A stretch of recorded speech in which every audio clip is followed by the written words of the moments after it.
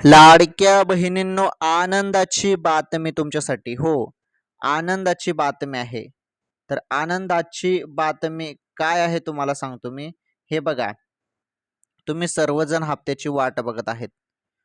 ₹1500 ची वाट बघत आहेत. हप्ता आज येईल, उद्या येईल, परंतु हप्ता काही तुमच्या खात्यामध्ये जमा होत नव्हता. परंतु आता खुशखबर आलेली आहे बहिणींनो आणि अखेरकार वाटप सुरू.